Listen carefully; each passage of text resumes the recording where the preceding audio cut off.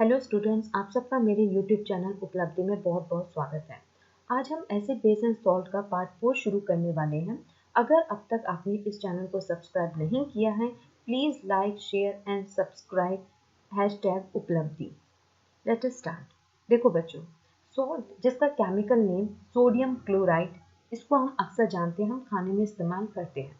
क्या आपने सोचा है कि कॉमन सॉल्ट का इस्तेमाल हम बहुत सारे केमिकल्स को बनाने में भी यूज कर सकते हैं? बिल्कुल हाँ। देखो, sodium hydroxide, bleaching powder, baking soda and washing powder, अक्सर आपने इनके नाम सुने होंगे और कहीं ना कहीं आपको मालूम है इन सबको बनाने के लिए जो केमिकल का इस्तेमाल होता है वो है हमारा कॉमन सॉल्ट। कैसे कॉमन सॉल्ट का इस्तेमाल इन सबको बनाने में यूज करते हैं, चलिए स्टार्ट करते हैं। देखो बच्चों, क्लोर एल्कली प्रोसेस क्या होता है। देखो, अगर आप नमक को पानी में इस तरीके से डिसॉल्व करोगे तो एक एक्वस सॉल्यूशन जो है सोडियम क्लोराइड का तैयार होगा और इस एक्वस सॉल्यूशन जो है सोडियम क्लोराइड को, जिसको हम ब्राइन बोलते हैं। अक्सर एग्जाम में पूछा भी जाता है कि व्हाट इज ब्राइन। ब्राइन क्या होता है? Aqueous solution of sodium chloride. जब इस aqueous solution of sodium chloride से इलेक्ट्रिसिटी को पास किया जाता है तो डीकम्पोजिशन रिएक्शन होती है और डीकम्पोजिशन रिएक्शन होने से क्या होता है, सोडियम हाइड्रोक्साइड, क्लोरीन और हाइड्रोजन, ये तीन हमारे प्रोडक्ट निकल करके आते हैं। अब क्वेश्चन अराइज होता है कि इस केमिकल रिएक्शन को हम क्लोर एल्कली प्रोसेस क्यों बोलते हैं, क्योंकि इसके अंदर हम देखेंगे जब डीकम्पोजिशन रिएक्शन होगा ब्राइन का तो हमने देखा कि सोडियम हाइड्रोक्साइड बनेगा और ये जो सोडियम हाइड्रोक्साइड होता है ये एक एल्कली होता है। दूसरा हमने देखा कि क्लोरीन गैस भी हमें एज अ प्रोडक्ट मिला, तो एक तरीके से हमें एल्कली भी मिल रहा है और साथ में हमें क्लोरीन गैस भी मिल रही है। इसीलिए इस प्रोसेस को हम क्या बोलते हैं? क्लोर एल्कली प्रोसेस। इसको और थोड़ा सा अच्छे से डीप में स्टडी करते हैं। देखो, इस तरीके से आपने एक्वस सॉल्यूशन लिया सोडियम हाइड्रोक्साइड का और इस तरीके से आपको क्या करना है बच्चों, इस तरह का बैटरी सेटअप तैयार करना है और आप जब इलेक्ट्रिसिटी पास करोगे तो क्या होगा कि क्लोरीन गैस लिबरेट होने लगेगी, साथ में हाइड्रोजन गैस लिबरेट होने लगेगी और आप देखोगे जो ये क्लोरीन गैस लिबरेट होगी ये नियर द एनोड होगी और साथ में जो हाइड्रोजन गैस लिबरेट होगी ये नियर द कैथोड होगी। इसके अलावा हमें सोडियम हाइड्रोक्साइड भी देखने को मिलेगा। तो इस तरीके से हमने तीन आउटलेट बना दिए हैं जिससे हम अलग अलग प्रोडक्ट को इस तरीके से बाहर निकाल ले रहे हैं। अब देखो बच्चों, ये जो भी हमारे प्रोडक्ट निकल के है, क्लोरीन गैस, हाइड्रोजन गैस और NaOH यानी हमारा सोडियम हाइड्रोक्साइड, इन सब का बहुत सारी इंडस्ट्रीज में अलग अलग तरीके से इस्तेमाल किया जाता है। चलिए देखते हैं कहाँ कहाँ इनका इस्तेमाल होता है। देखो, क्लोरीन गैस जिसका एटॉमिक नंबर 17 है, इस क्लोरीन गैस का अक्सर आपने सुना होगा कि जैसे भी जो भी कुएं होते हैं, वेल होते हैं या स्विमिंग पूल होता है, अगर पानी गंदा है तो उस पानी को क्लीन करने के लिए अक्सर आपने सुना होगा कि क्लोरीन गैस यानी क्लोरीन की कुछ गोलियां डाली जाती हैं, मतलब टैबलेट्स डाली जाती हैं। इससे क्या होता है कि जो वाटर होगा वो हमारे पास में डिसइंफेक्टेंट फ्री हो जाता है। दूसरा, इस तरीके से आपने पाइप देखे होंगे जिनको PVC पाइप बोलते हैं, जिसकी फुल फॉर्म होती है पॉलीविनाइल क्लोराइड।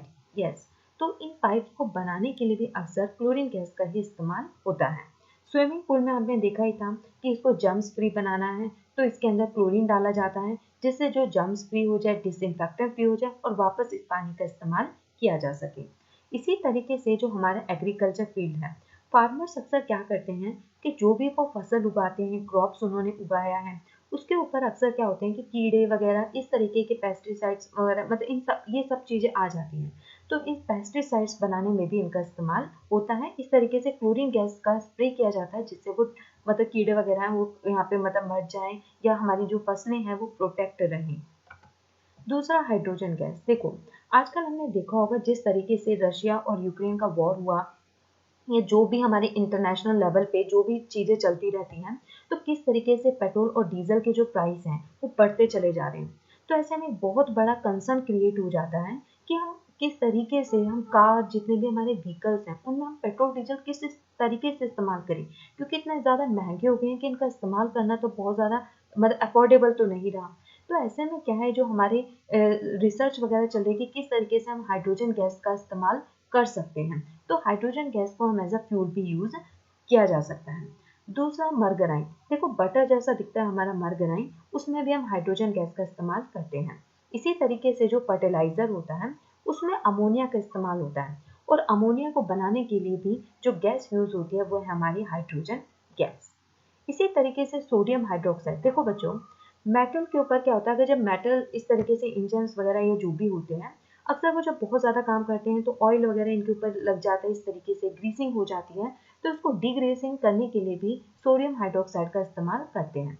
इसके अलावा आपने साबुन वगैरह नहाते हो डेली, कपड़े धोते हो, तो जो भी आप सोप और डिटर्जेंट इस्तेमाल करते हो तो उसको बनाने के लिए भी सोडियम हाइड्रोक्साइड का ही इस्तेमाल होता है। इसी तरीके से जो नोटबुक जिसके ऊपर आप लिखते हो, आप अपना पूरा पढ़ाई वगैरह इस तरीके से नोट्स बनाते हो, तो जो भी पेपर होता है, इस पेपर को बनाने के लिए भी अक्सर सोडियम हाइड्रोक्साइड का ही इस्तेमाल करते हैं। इसके अलावा आर्टिफिशियल फाइबर्स होते हैं जैसे कि पॉलिएस्टर, आर्टिफिशियल सिल्क, इन सबको बनाने के लिए भी सोडियम हाइड्रोक्साइड का ही यूज होता है। तो ऐसा हमने देखा कि जितने भी हमारे क्लोर एल्कली प्रोसेस के अंदर जो भी हमारे प्रोडक्ट निकल करके आए थे, क्लोरीन, हाइड्रोजन गैस और सोडियम हाइड्रोक्साइड, इन सब का हमने देखा कि कहाँ कहाँ किस तरीके से इस्तेमाल कर सकते हैं। अगर आपको अच्छे से समझ में आया हो तो प्लीज़ चैनल को सब्सक्राइब कर दीजिए, लाइक कीजिए और शेयर कर दीजिए। Thank you.